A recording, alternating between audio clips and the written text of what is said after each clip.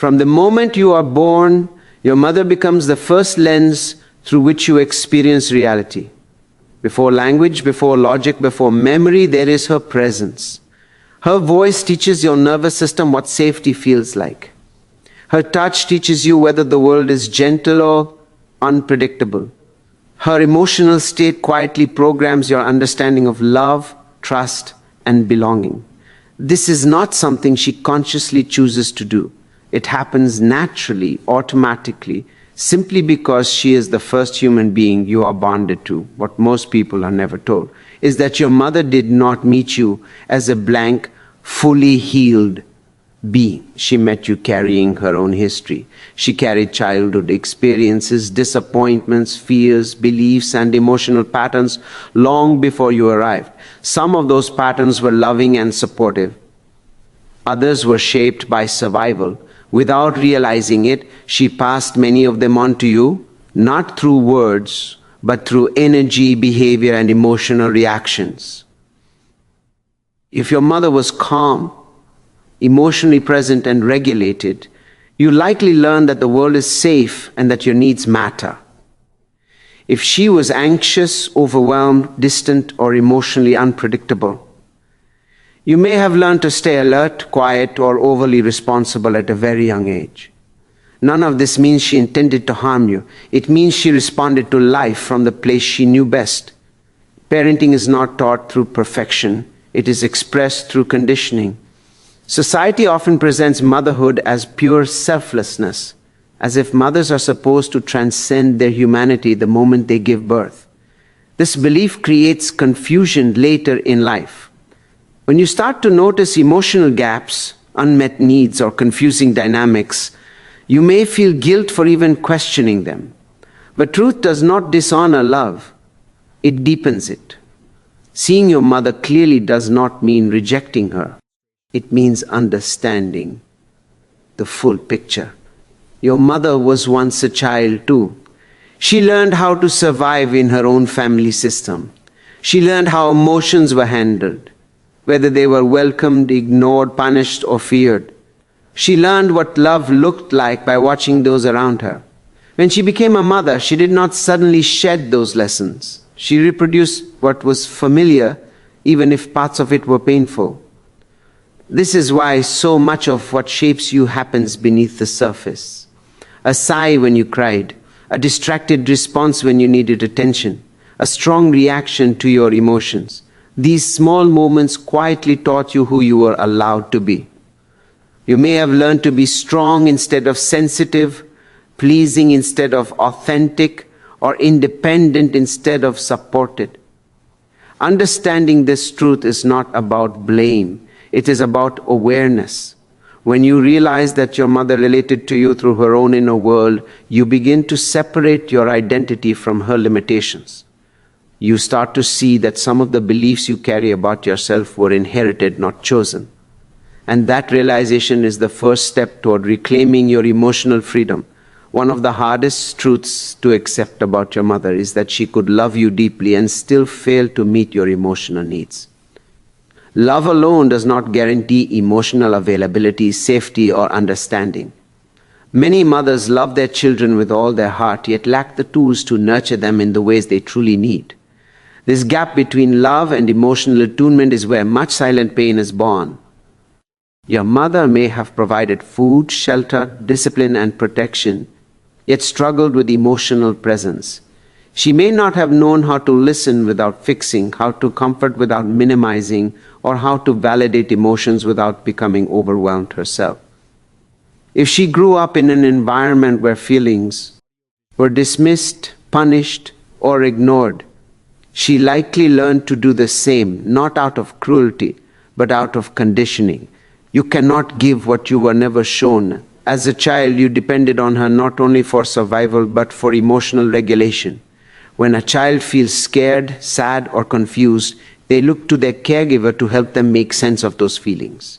If your mother was unable to stay calm, patient, or emotionally present during those moments, you may have learned to suppress your emotions to keep connection intact. Love became conditional.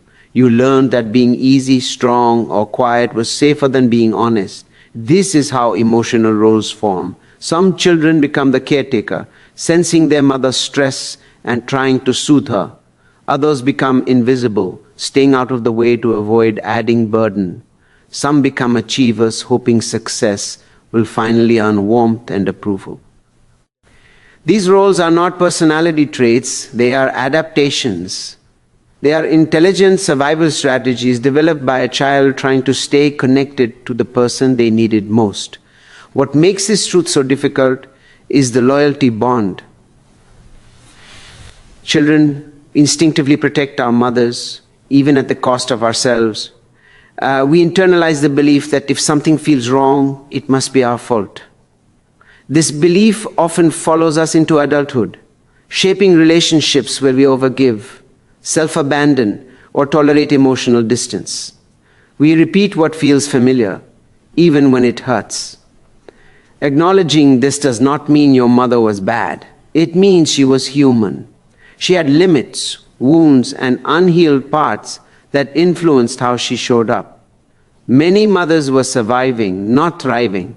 They were doing the best they could with the emotional capacity they had at the time. But the best they could does not always equal what you needed. Healing begins when you allow yourself to name what was missing without minimizing it. You can honor your mother's effort and still grieve the emotional support you did not receive. Both truths can coexist. Compassion does not require denial. When you see clearly how your emotional patterns were shaped, you stop blaming yourself for struggling with boundaries, intimacy, or self-worth. You realize that these patterns were learned in relationship and they can be healed in relationship, starting with the one you have with yourself. This awareness is not the end of love. It is the beginning of conscious healing.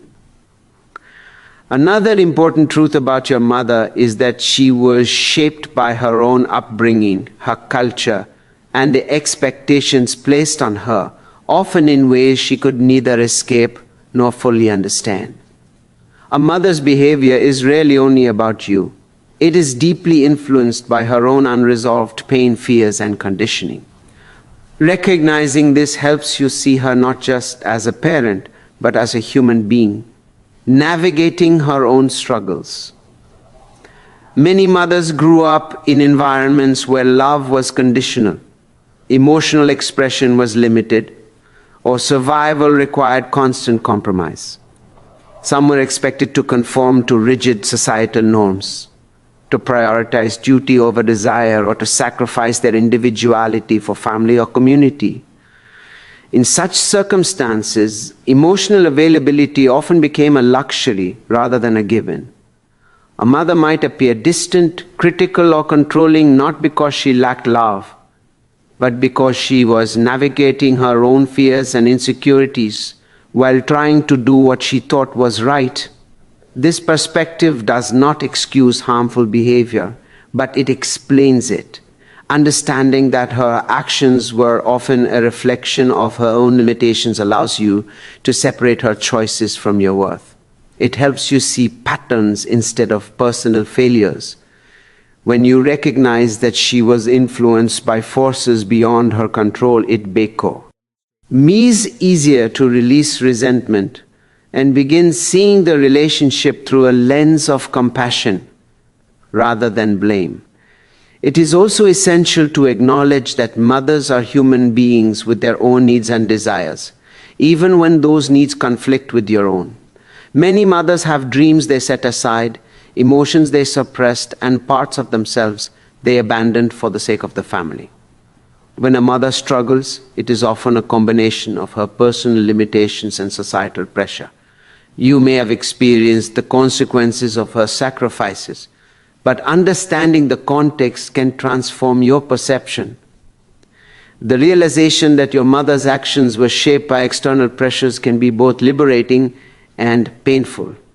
Liberating because it helps you release unnecessary guilt or anger, understanding that her shortcomings were not your fault. Painful because it highlights the depth of her unhealed wounds and the ways they impacted you. Both emotions are valid and necessary for growth. Healing does not come from denial. It comes from seeing the full picture without distortion. Another layer to consider is generational trauma. Many patterns repeat unconsciously. Your mother's struggles with emotion, boundaries, or attachment likely mirror patterns from her parents' or cultural environment. These patterns are transmitted subtly through expectations, emotional responses, and behavior modeling. Recognizing this is crucial. It is not just about her, but about understanding cycles that you can consciously break. This awareness allows you to approach your mother with clarity. You can honor her efforts, forgive her limitations, and yet assert your own boundaries. You can choose compassion without compromise. You can accept the truth about her humanity while also prioritizing your emotional well-being. Ultimately, understanding your mother's context transforms the way you love to her and yourself. It allows you to separate love from expectation, action from intent, and need from obligation. You begin to see your mother as a human being navigating her own life, rather than a perfect or flawed parent defined by her treatment of you. This clarity is not only healing, it is freeing. It provides a foundation to move forward with empathy, self-respect, and conscious choice, reshaping your relationship with her and with your own inner world. The final truth about your mother that no one told you is that she, like all humans, is imperfect, and that accepting her imperfections is one of the most profound acts of self-liberation you can practice. Many of us grow up with an idealized image of our mother, or conversely, a highly critical one, and both perspectives create tension within us. The reality is far more nuanced.